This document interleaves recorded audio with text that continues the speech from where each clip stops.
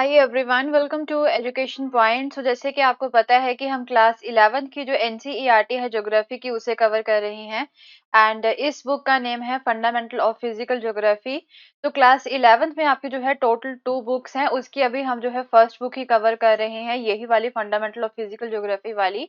And इसके अगर chapters की बात करें तो पहला चैप्टर हमने यहाँ पे छोड़ दिया था, जो कि आपके एग्जाम पॉइंट ऑफ व्यू से जो है इम्पॉर्टेंट नहीं है। तो सेकंड चैप्टर हमने स्टार्ट किया था, जिसमें जो है बात की थी अबाउट दी ओरिजिन या फिर एवोल्यूशन ऑफ अर्थ के बारे में, लिथोस्फीयर के बारे में, मून के बारे में भी जो है डिस्कस किया था।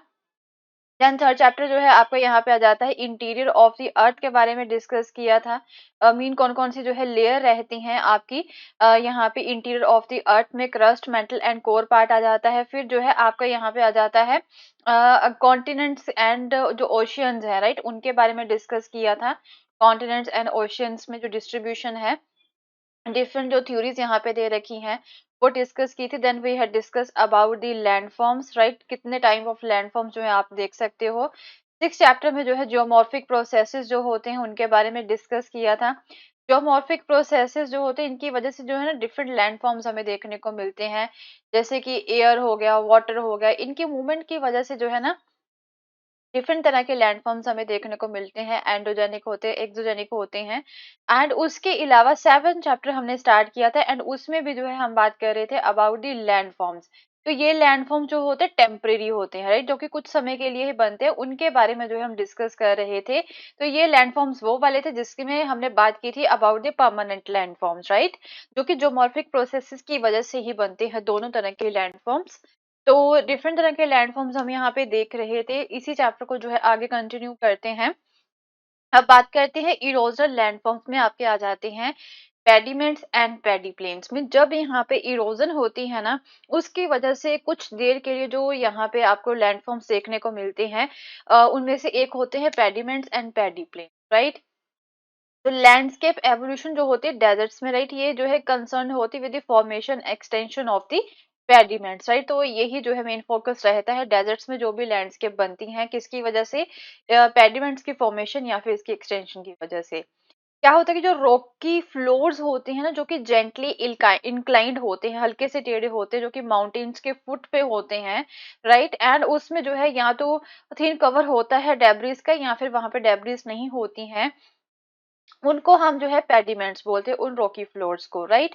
सो सच Rocky floors form through the erosion of mountain front. क्या होता है कि माउंटेन का फ्रंट जो है ना जब इरोड होना स्टार्ट हो जाता है, तब जो है वो रॉकी फ्लोर्स बनते हैं। एंड इसमें क्या होता है, कॉम्बिनेशन होता है lateral erosion by the streams and sheet flooding, ठीक है। तो यहाँ पे इरोजन होता है स्ट्रीम्स की वजह से भी, या फिर कभी शीट जो है वो यहाँ पे आ जाती है, फ्लड हो जाती है, उसकी वजह से यहाँ पे माउंटेन के जो पैर होते हैं वहां पे जो है आपको ये जो इरोजन है वो देखने को मिलता है। ओके, तो erosion starts along the steep margin of the land mass. जो लैंड मास होते हैं ना, वहां के जो स्टीप मार्जिन होते हैं वहां से जो इरोजन स्टार्ट होता है, या फिर जो टेक्टोनिकली कंट्रोल स्टीप इन सीजन फीचर्स होते हैं ना लैंडफॉर्म्स के वहां से जो है इरोजन स्टार्ट होता है।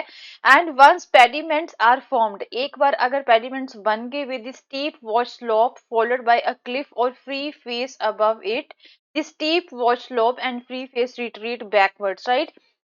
तो क्या होता है कि जो फ्री फेस होते हैं ना, यहाँ पे जो सेडिमेंट्स पड़े होते हैं उसके माउंटेन के पैर के नीचे में, वो जो है बैकवर्ड की तरफ जो है रिट्रीट होना स्टार्ट हो जाते हैं, पीछे जो है रिट्रीट होना स्टार्ट हो जाते हैं, ठीक है।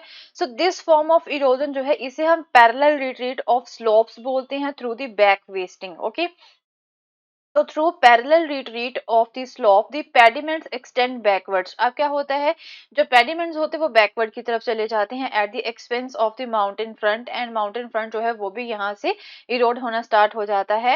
एंड ग्रेजुअली माउंटेन जो होता है वो फिर रिड्यूस होना स्टार्ट हो जाता है and leaving an inselberg, right. Mean जो है माउंटेन का वहां पे हमें रेमिनेंट ही देखने को मिलता है, उसका अवशेष ही हमें जो है एक समय में देखने को मिलता है। That's how the high relief in desert area is reduced to low featureless plains called the paddy plains, ठीक है। जो हाई रिलीफ होते हैं ना यहाँ पे डेजर्ट एरियाज में, राइट, वो क्या बन जाते हैं, एक लो फीचरलेस प्लेन्स बन जाते हैं, उन प्लेन्स को हम जो है पैडी प्लेन्स हैं। ओके, तो नेक्स्ट है हमारे पास प्लायास। प्लायास के बारे में डिस्कस करते हैं। So plains are by far the most prominent landforms in the desert, right. जो प्लेन्स होते हैं ना वो सबसे प्रोमिनेंट लैंडफॉर्म्स होते हैं डेजर्ट में, and in basin with mountains and hills around and along. तो जो बेसिन होते हैं ना वहाँ पे माउंटेन्स होती हैं, हिल्स होती हैं, तो ड्रेनेज जो होता है ना यहाँ पे toward the centre of the basin, right, and due to the gradual deposition of sediment from the basin margin, और नियरली लेवल प्लेन जो होते हैं वो यहाँ पे बेसिन के सेंटर में बन जाते हैं। तो जब यहाँ पे सफिशिएंट वाटर होता है तो क्या होता है, यहाँ पे एक शैलो वाटर बॉडी बन जाती है, ठीक है। जब यहाँ पे पानी अच्छा होता है, एक वाटर बॉडी जैसे होती है ना वैसे ही यहाँ पे बन जाती है। तो एक लेक जो होती है ना वैसे सच टाइप की बॉडी यहाँ पे बन जाती है, लेक टाइप की बॉडी, तो उसे हम जो है प्लायास बोलते हैं।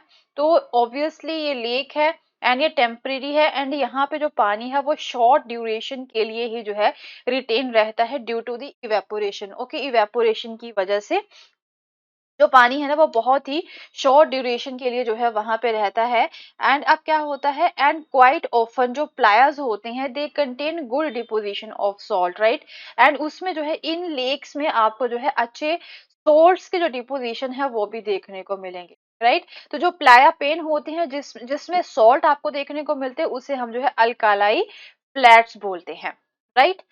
So next there is a deflation, hollows and caves. अब क्या होता है, weather mental part जो होता है ना over the rocks और bare soil gets blown out by the persistent movement of the wind current. Okay, जो हवा बहती है ना उसकी वजह से जो weather material होता है ना वो ब्लो आउट होना जो है स्टार्ट हो जाता है एक डायरेक्शन में, एंड दिस प्रोसेस में क्रिएट शैलो डिप्रेशन। तो इसकी वजह से क्या होता है कि एक हल्के से गड्ढे पड़ जाते हैं जिसे हम डिफ्रेशन होलोस बोलते हैं। ओके, तो इसकी वजह से जो है कई सारे जो है छोटे छोटे स्मॉल पिट्स या फिर जो कैविटीज होती है ना रॉक की सरफेसिस में वो आपको देखने को मिलेंगी।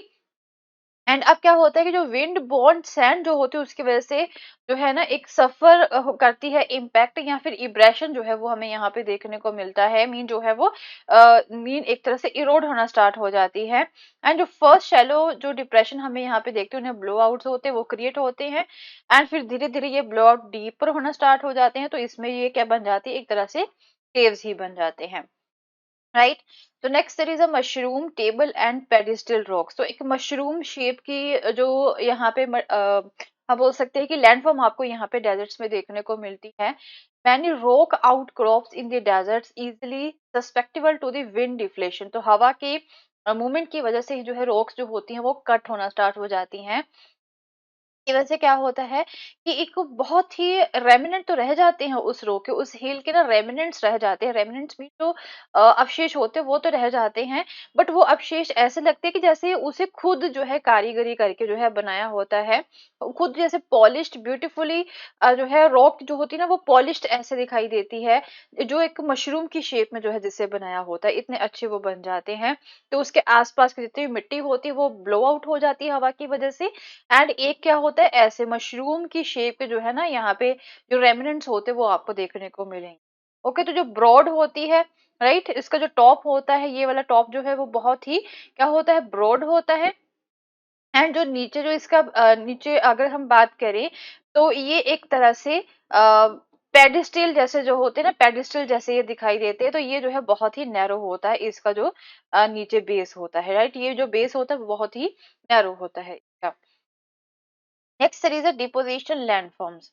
तो विंड जो है वो एक सॉर्टिंग एजेंट भी, जो ग्रेन्स होते हैं ना यहाँ पे उसे कई मटेरियल को ये सॉर्ट भी कर देती है। तो ये डिपेंड करता है कि विंड की वेलोसिटी कितनी है।